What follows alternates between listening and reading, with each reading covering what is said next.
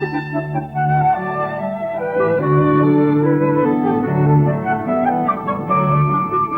week we've brought the Antiques Roadshow to an area of Britain that's seen some of the most rapid development of recent years.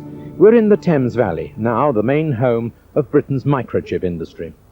That industry is centred on Reading, which has been transformed from a red brick Berkshire market town into the home of new technology. But even among all the high-rise modern development, there are still some aspects of Reading's history that remain, particularly its literary heritage.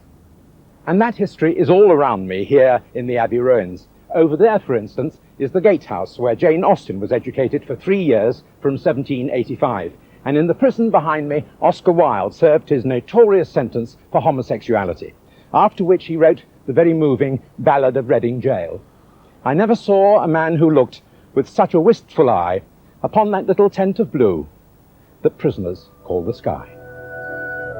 In the days of Oscar Wilde, Reading and other small adjacent towns like Wokingham were the focus of rural life, the life of the countryside that had changed little in hundreds of years.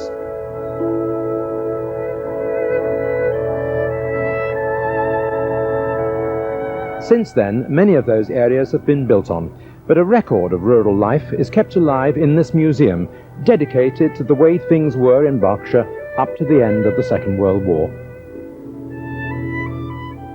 Just after the war, Britain went through an agricultural revolution, and all the old threshers and reapers and binders that had been a familiar part of our countryside for so long were about to be thrown on the scrap heap.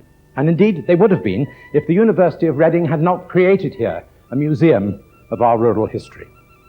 What was once very much a part of rural Berkshire, here at Lower Earley, is now a large housing development.